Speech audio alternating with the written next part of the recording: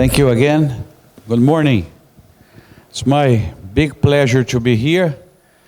Thanks, CGA, for the invitation. I will come closer to you because I have some very difficult questions to make to the audience.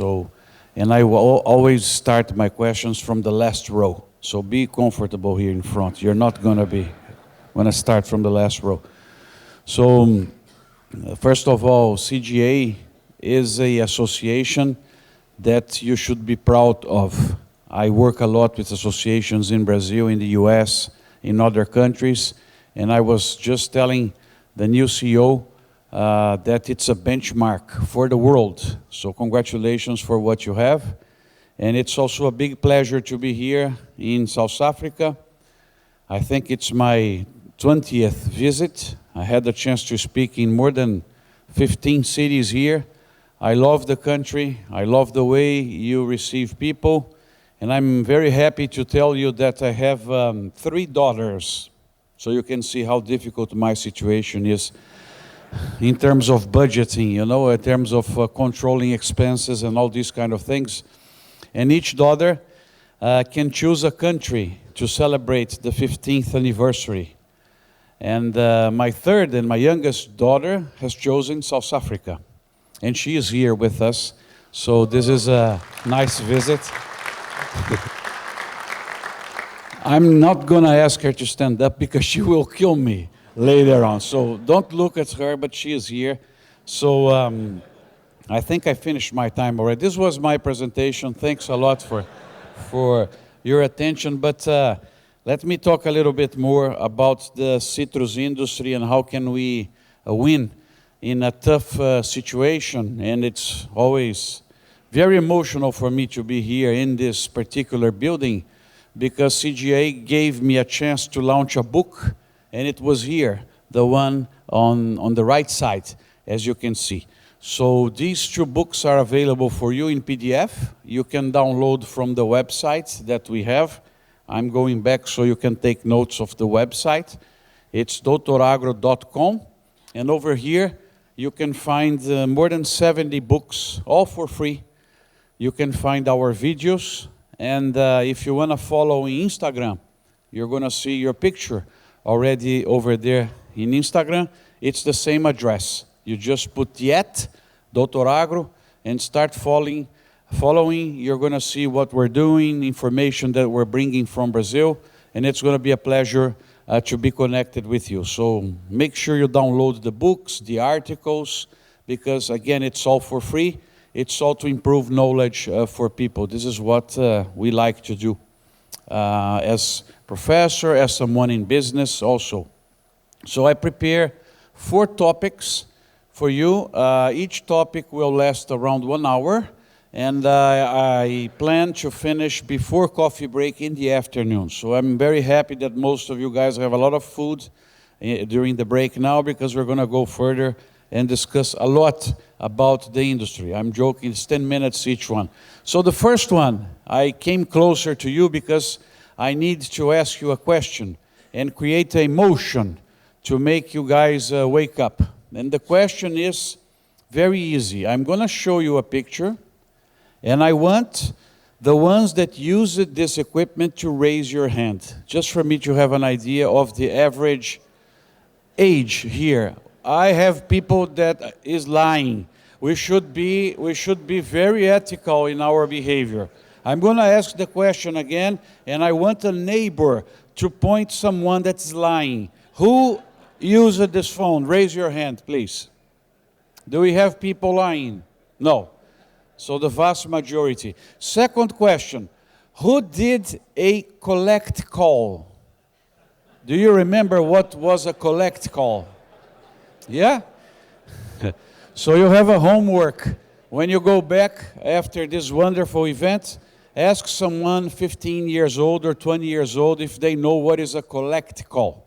Maybe in 5 years from now, they're not going to know how to write anymore because it's going to be all digital.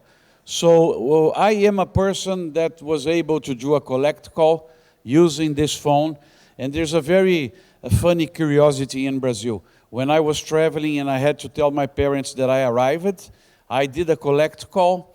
And if we hang the phone in less than 5 seconds, the company wasn't able to charge. So then, Daddy, I just arrived. Bye-bye.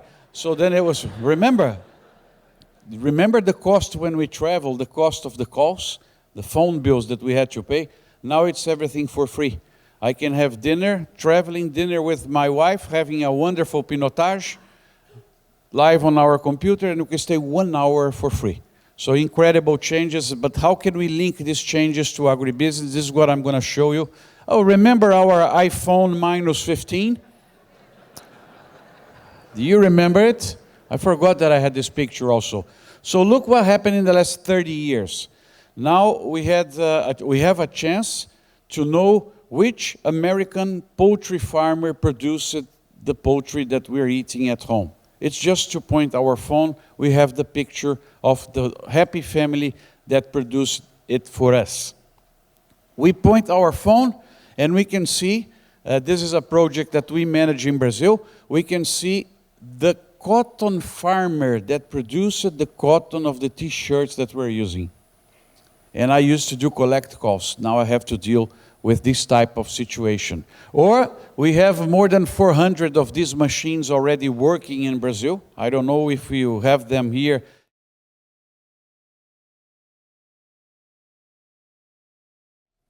What is this machine doing?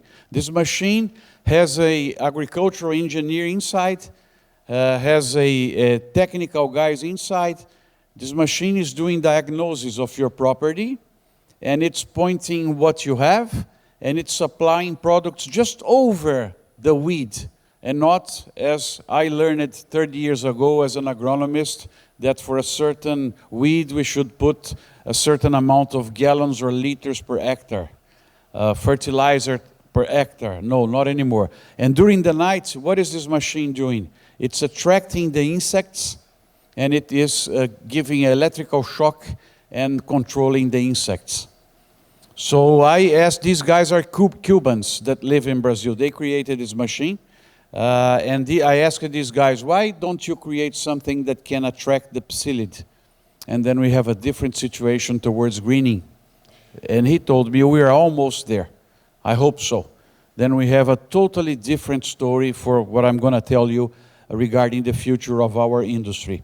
So what to expect in the next 5 years? First message that you're going to take is from collect call, from everything that we can do online and all the data that is available for all of us. What to expect, and then there's something new in the world. Being very respectful here. I think that the world in the last 4 to 5 years, we already had so much confusion. So much. It's a time that I call the 3 V's, the violent variation of the variables, the exchange rate and everything. And now we have turbulence, more turbulence, or trumpulence. It depends how you want to tell it. But of course, we are all expecting a nice job. There's a lot of things in his agenda that I agree, and I think we should improve, and I've seen the previous presentations here. It's also an agenda for South Africa in terms of efficiency, in terms of putting our industry up again, making it competitive. So there are several things here. I'm not criticizing at all, but he creates one surprise per day. And this is relatively interesting. I wouldn't say funny, but it's interesting for us to follow every day what will be the new measure that's going to switch the trade and all these kind of things. So I've never seen as a businessman such a complicated scenario that you are all facing as farmers and also as the juice industry. And I summarized it in one page so you can take a picture, and that's the resume of what I think and what I desire you to see the impact in your business. So we are tired of talking about climate events, environmental issues, risks of pandemics in human, in animals, like in pork, in poultry, in beef. We are all with that risk. What's happening now in the US, there's no eggs anymore in the US. The problem is linked to that. Wars, we're here. There's war going on in the world. There's invasion. There's cyber attacks. Imagine when you were doing a collect call, if someone would tell you there will be a cyber attack. You don't even know what cyber is. Something to drink? What the hell is this cyber attack? So political situation, duties, taxes, immigration. Migration is going to be a tough policy if Mr. Trump puts up what he was planning in the US, because you know more than a third of the labor in agriculture in the US is coming from migrants, and some of these are illegal. We have the global economy, inflation, exchange rates, debt, interest rates, which is a disease for agriculture, high interest rates. Brazil at this moment has a record interest rate. It's a disaster if you see how much a farmer pays per day in interest. It's incredible. Then you have the disruption of supply and demand. Remember, US farmers, what happened to the fertilizer industry 3 years ago, to the crop protection industry. China ports closed, and then we need the active principles to do the chemicals, and then the prices skyrocketed, and then the prices came down, and then the cooperatives build inventories, the dealers build inventories, they bought things for $3,000, and now the new price is $1,500. All this mess that you have seen here in South Africa, we saw in Brazil, and we worked to try to save companies. Stress in logistics, which is terrible for CGA and for the South African fresh fruit chain. We have a big problem in the world today with containers. Containers are on the limit because one guy with one drone, he can make a vessel not cross anymore the Suez canal, or the Panama because of the water, and then it's going to take 10, 12 days more to come and say hello to us here in Port Elizabeth, give all the round in Africa, and that's the problem. A container taking 12 days more, it's going to be a problem for all of us. So it's one of the big risks that we have. Technological innovations, AI, consumer pressures, image, increasing pests and diseases, and something that is very, very linked to Brazil and not here to South Africa. I'm here for some days discussing with the industry. We are, in our country, at full employment. So the problem, number one nowadays for farmers in Brazil is labor. We just finished the strategic plan for the poultry and pork industry. And so just for you to have an idea, there's 20,000 positions open in the slaughterhouses waiting people to come and to work. So we are being benefited by people from Venezuela and from Haiti that are migrating to Brazil and helping agriculture. So this would be one of the worst problems that we have to deal nowadays. So this is the second part, what you can expect from 25 to 30. The mess will continue. We're going to see disruptions, we're going to see a lot of things, and you have to build up plans, to build up your scenarios, to protect the industry, protect yourself from what is going on. So which idea could we have in order to have more control of containers for your industry? Yeah, if you look at the Brazilian industry, all the vessels are owned by the companies. So they it doesn't bother them if a container goes to $18,000. Because they have all the structure to take the product until Europe. So should we think a little bit more in possibilities in having more control over logistics? That's the point for the future, because it's not going to get easier. It's still going to be complicated.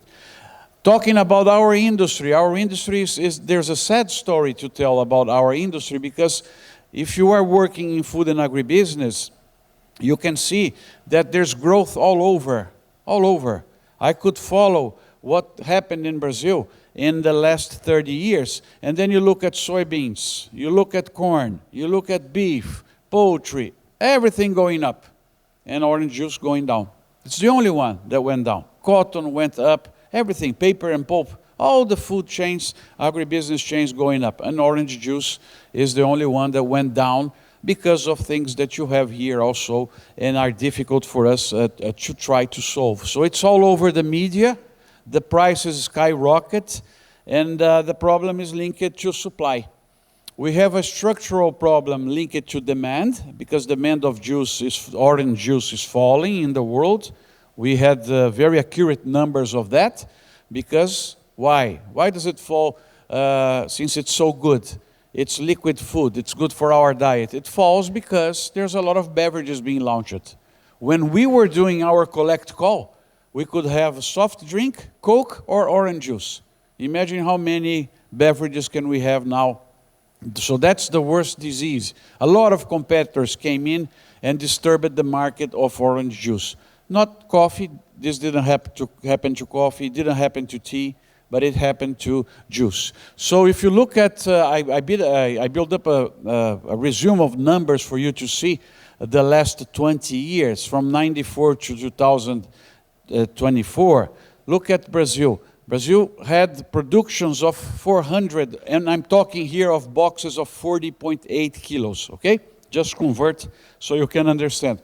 Brazilian production was sometimes 450 million boxes, 317 when you consider the whole country, not only the fruit that is going to juice. Look at the USA, 264, 63. And then you have all the other countries. So this is global orange production. Now if you move to the orange that goes for juice, the situation is even worse, because Brazil used to have 240, 250, now 229.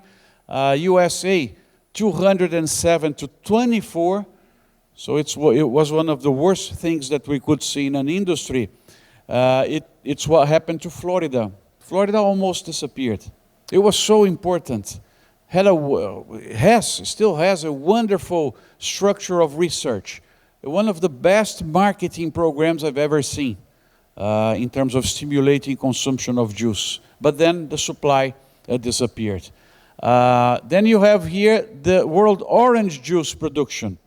And if you look at what we had, inventories are at the lowest level ever. Brazilian Citrus BR just released the numbers of inventories, and they are the lowest ever. We're going to probably be in June without juice at all in the inventories. And this brings a lot of trouble, as I'm going to show you here. Why this happened? This happened because mostly of greening. So one thing is the consumption. Consumption declining is because of new beverages. And then you go to production. Production is facing huge problems because of greening and because of the weather, as I pointed out in that slide resume of the very confused world that we have. So look at what happened in Brazil this year. We had a huge drought, extreme high temperatures, and the suffering of the oranges that you can see here.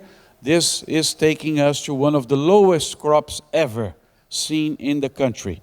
And as a consequence, juice prices at $6,000, $7,000 a ton in Europe. And that will bring another problem. That is how these very high prices of orange juice will affect the consumption that was already declining. So you see, it is a tough situation here. In terms of demand by consumers, as I told you, now we have some graphs to show you what's going on. So the global orange juice demand declining, as you can see, and the US orange juice market also declining. Remember that it went up a little bit because of COVID, people searching for immunity. So I think it had a 7% growth in 1 year, but then it declined again as soon as we got free of this terrible moment where you couldn't have the meetings of CGA because of those pandemics that were a disaster for our lives. So the consumption declining. And what can we take home? For you as a resume, again, a one-page resume, I'm going to offer you 3 one-page resume so you can see and remember what I told here. Florida, devastating effects of greening, hurricanes, and also urbanization. Everyone wants to live in Florida. So all the gated communities going on, building over where you had oranges. Then we have idle capacity. There's no value of the assets because there's no fruit. So do you want to buy an orange juice factory in Florida? There are some for sale. What are you going to do with that? Maybe a convention center or whatever. There's no use, unfortunately, because there's idle capacity. The same thing in São Paulo, which is the most important player in oranges in the world. São Paulo has nowadays 47% of idle capacity. So you see, everything is being used by half. So you lose efficiency. You lose efficiency because you have an asset, but you only occupy 50%. You have this room here, but it's only half occupied. The other half is being paid, is using electricity, is using air conditioning, but you're not occupying it. So that's the idea of what we see in the industry.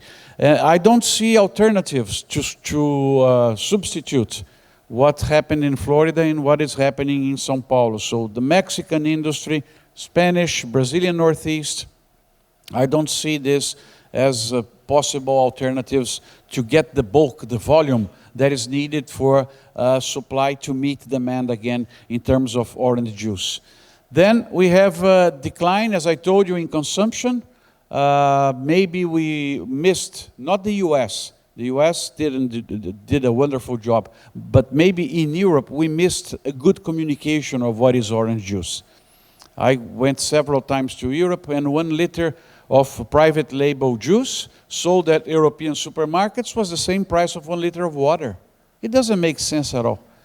So the industry did not work as it could in order to show society that that's a liquid food. That's nutrition that you are receiving. Juice should not be competing with flavored water, with other nectars, other beverages. Juice should be competing with cereal bars.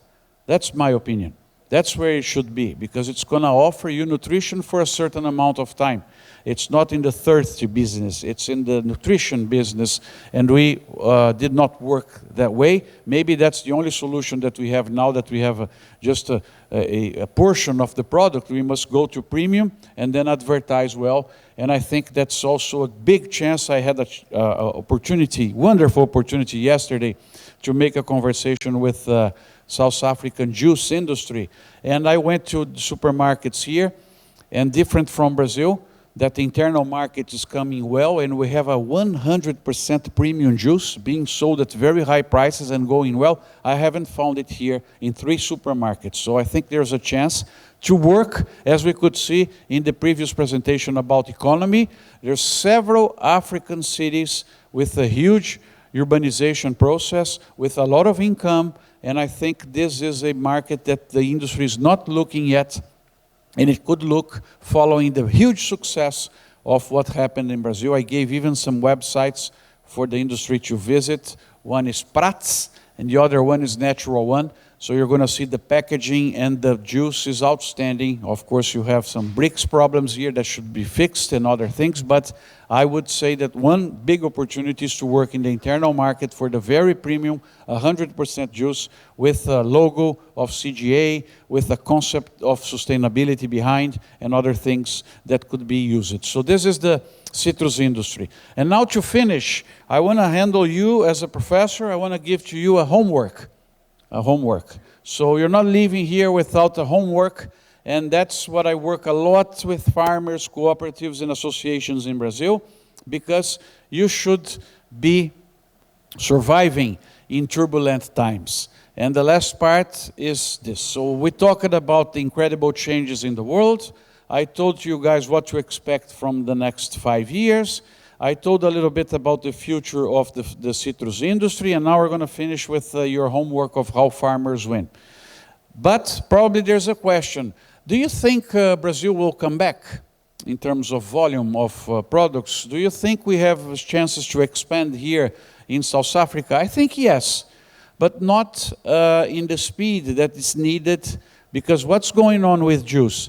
We have the demand declining, but the supply declined much more. And this brought an even worse disease than greening, that is the high prices of the product, that may drop even more the demand. So now what we need is a reaction of the supply to match the demand again, and keep it following the natural curve of lowering consumer preference. And I believe that things will happen because I love science. I love agribusiness, I love science. And there's something that I don't know if you all heard about, but there's something new coming, and this involves genetics. It's a work of more than 10 years being done in an organization called Fundecitrus in Brazil, together with a professor from Valencia, from Spain. And they discovered that the psyllid does not sit in the guava tree. And then they went to study why it doesn't sit in the guava tree. Because the guava tree has a smell. And the insect goes there and leaves. It doesn't sit, so he doesn't bite, he doesn't contaminate. The orange also has this cell, but it's not so strong as the one that you have in the guava. So what did they do? They removed the cell from the guava tree and put in the new orange tree. And now the orange tree has the natural repellent coming from the guava tree. But you know the amount of time that you're going to take to multiply the trees, the amount of time to plant, the amount of time to harvest, but there's solution. There's solution. There's biologicals. There are other products that are working as something to reduce the damage of greening. 47% of the trees in Brazil are contaminated. It's really a huge problem. But I think there's an opportunity for South Africa to expand for the fresh market and also for the industry, because with that part number 2, for the commodities that are like coffee, cocoa, citrus, what's going on with the prices of these commodities? They're suffering a lot with the climate change. So we are going to need more production in the world. It's easy to come back with the production of soybeans. The US is going to plant again. Now in April, May, corn, soybeans, and in 4 months, all the soybeans going to be here. So if the price goes up, market reacts and it brings you back to reality 4 months after. What happened to orange? You have at least 3 years. So this is the problem that I think will deserve more expansion in the world. And creating opportunity for South Africa, because I've seen the numbers of CGA and of your industry. It's incredible the amount of jobs that you generate. It's incredible the amount of exports that you're bringing to the country. And you should also measure the amount of taxes that the industry pays, and also the amount of salaries that I haven't seen in the reports that you pay every month. You're going to see it's a huge amount of money that's being spent in cities and making pizza and making construction and a lot of other things, because it's the agribusiness that generates the income that then is distributed, and you are big income generators. I think this stamp should be more attached to CGA and to the orange and fruit industry of South Africa. Now, how do farmers win? And I'm going to the last 10 minutes to conclude. How can we win in this scenario? So first thing, I'm making you guys closer to me now. I think that there's no chance of winning without work. And I can tell you my experience. We lived in the US 3 years of my life, and I had the chance to be at the first time when my father was studying. I was a paper boy. The paper boy disappeared together with the collect call. There's no paper boys anymore. That was a very important function because we were delivering information for people. I made a lot of money at 10 years old. This was great for me, working 1.5 hours per day. Didn't disturb me to be a kid and to play with other people. And this made me a person that has obsession to work. Obsession to work. So this is something that I'm linked to governments that I see putting people ahead to work. It's the opposite of what's going on in Brazil, that you have all kinds of support for people that don't want to work. And now you see a lack of people to do agricultural activities, because most of them are receiving monthly support from the government. And we should change this behavior. People should work. So the first thing is that you're going to win with hard work as a farmer. But it's not nice if I do hard work in the wrong direction. So instead of delivering the newspapers, I would carry all of them to the river and throw. In Indiana, that's the place where I live. No, we have to deliver to the right apartment. So here is the 10 last minutes, bringing 10 points for you to win in agriculture in the coming years, and that will be your homework. The first topic is financial management. It's a pity to see farmers being destroyed in Brazil because of lack of financial management, and here's one decision that you should take every time that you're doing an investment. You're going to see that I wrote a phrase 6 times. Every time that you are taking a decision, always remember this. First, you should get better before you get bigger. First, you improve your margin. You pick up your hectare and make it more profitable than expanding, producing debt, high interest rates, and then getting worse. So first thing is financial management, that we should all be better before getting bigger. The second message is very, very important. The moments when you buy and when you sell. Of course, orange is not the same situation as corn, as soybeans, but you understand how this works. And if I buy well the fertilizer, because I'm studying prices every day and I see the relationships, well, now it's a good moment to buy, if a good moment to sell. This is a second characteristic that I consider for winning farmers. It's incredible how they buy at the best moment and then they perceive the moment to sell, and they sell it, and they keep on building up margins because not only of their financial management, but because of the moments. This is very important. So that's the person who could sell soybeans at the beginning of the graph. You could see how much money he made more than the ones that sold when the market went down. So the third is choosing the crops. It's very important nowadays that we do the management of different crops in order to improve the soil and in order to reduce some of the diseases. And I would say that this is planning your soil usage for the next 10 years. Of course, if you're doing orange, it's going to be complicated because it's going to take 20 years. But if you are rotating, it's important to see which crops can add quality to your soil. Remember now that the soil's value is not only the hectare, it's the quality of the soil also. And there's a lot of technology going on in terms of soil regeneration. This is perfect for us to follow and to apply. The fourth one, operational excellence. So everything that we choose to do, we have to play at Champions League.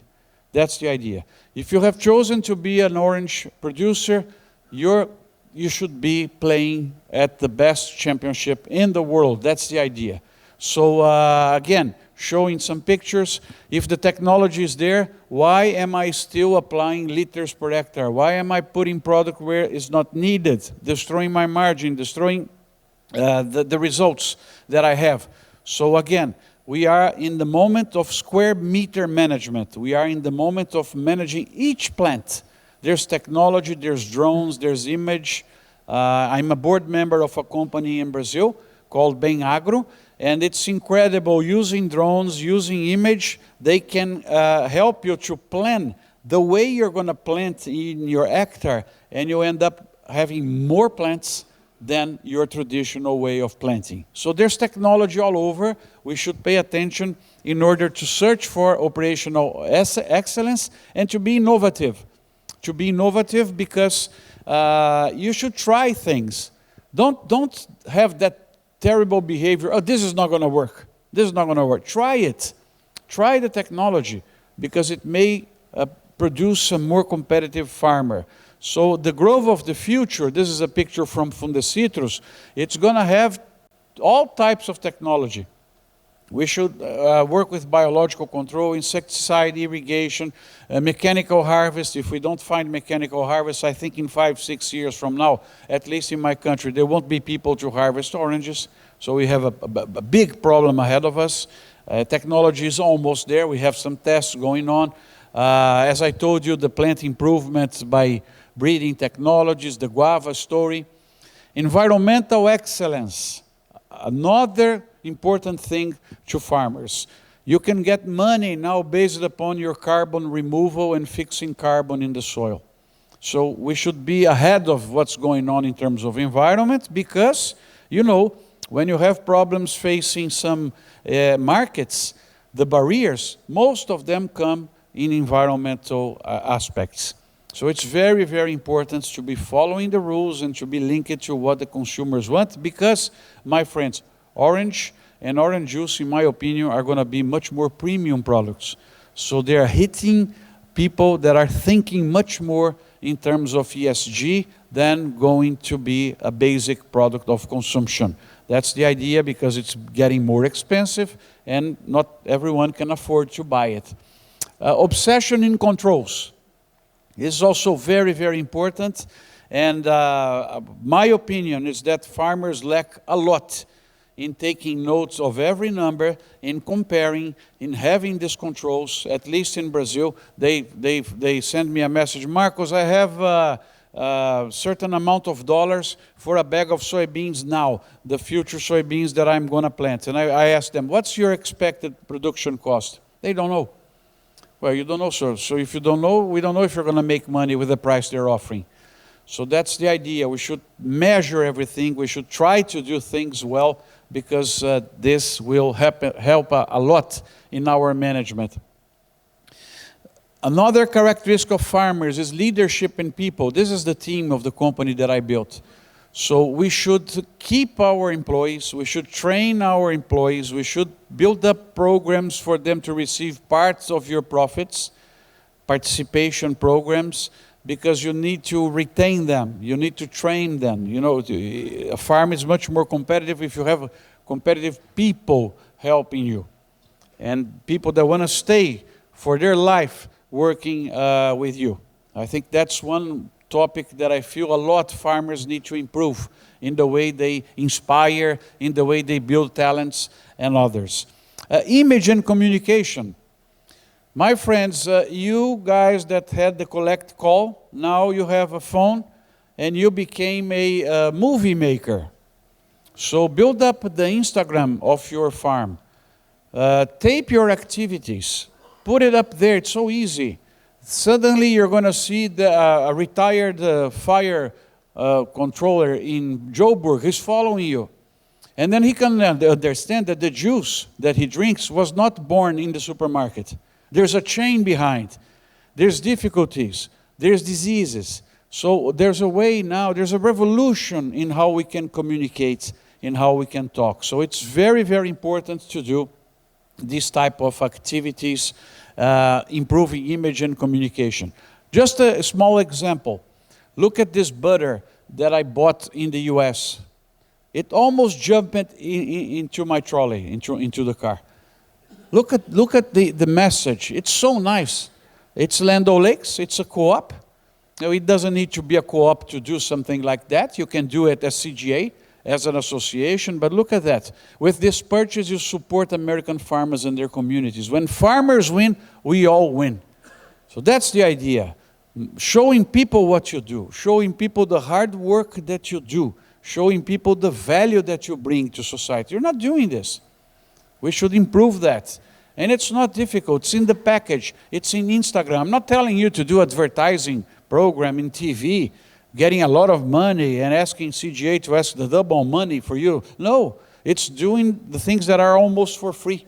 In the packaging, in Instagram, that's the creation that we need in terms of image and communication. And the last point where we should all improve is in our collectivist spirit, collectivist approach. So we should empower CGA. We should empower AGBIS. We should empower our organizations that are dealing with agriculture. You know, I understand a bit of South Africa and a lot of Brazil. Brazil has, at this moment, a group in our federal deputies, that is the rural lobby, that avoids the bad things to happen in the country. Because if we were dependent on the judiciary power of Brazil and the executive power, what they want? They want cash. They want taxes. They want to forbid exports because of the prices, to control inflation. Their mindset is 1970. It's not a mindset of entrepreneurs, of generating value, of hard work, of producing, generating income, generating jobs. They always want the easy things. And it's very easy now that the beef is expensive. Brazil puts 25% of the beef of the world. It's very easy now to, okay, let's put a quota. and the rest goes to the internal market. It doesn't matter if it destroys the margin, destroys the cattle producer, and we're going to create a much bigger problem 2 or 3 years ahead. But the important is the populism, is the measure now.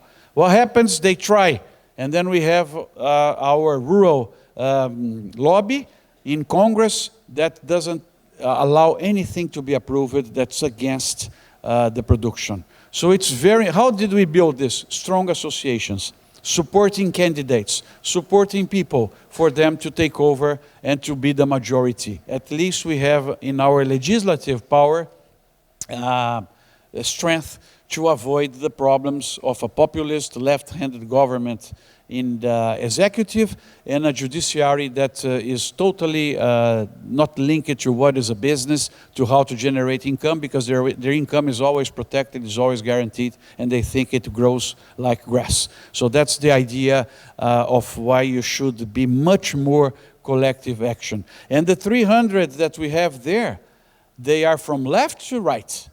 But they're all defending agriculture, and that's the only thing they do together, defend agriculture. All other topics they're not doing. So I think it's very, very important to improve as a farmer.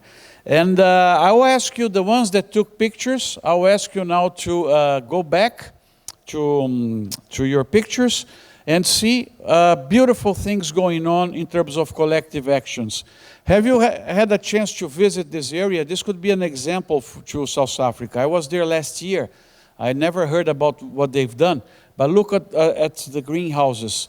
2 cities are supplying all this value to Europe. Incredible. It was one of the poorest areas of Spain. Now it's an area that's producing a lot, exporting, and based upon collective actions, based upon planning, based upon strengthening what they're doing. So that's one example. Another example, we were there in the US at the farm show, Farm Progress. And look, when you get to the airport, you get the sign, Iowa's Sustainable Future. And then when you go to the mall in Des Moines, you see something like this. It's not that, look at the phrase, it's so nice. It's not that corn grows in Iowa. Corn grows Iowa. Look at the difference. It's not because the corn is being produced there. Corn is growing the state. And they're communicating this to the final consumer. And you can do this always organized, collectively, in a creative way, not expensive, to show really the value that you bring to South African society and other societies that are represented by CGA. So as I told you, now you may go back to your phone. You may clean all the pictures. If you put the pictures in WhatsApp group, you may delete it before people look at it, because I produced just one picture for you. That is how you're going to win in 2050, 2025, with the beautiful logo of CGA and the summit, so you can remember the presentation. So again, when you go back to your home, look at these 10 points and see how you can improve in all these 10 points. For CGA, let's put this in the service that we offer to farmers. We have to make them more competitive in all these points here, because then they will be competitive in agriculture. That's what we need. And you are participating in a lovely industry. I'm in love in agriculture because it delivers to us food, it delivers to us fun, it delivers to us collective moments, because normally we eat and we drink together with each other, we talk, and it's a marvelous industry. So this is why this is my homework for you to win in agriculture in the future. Thanks a lot for your attention and for the invitation for me to be here.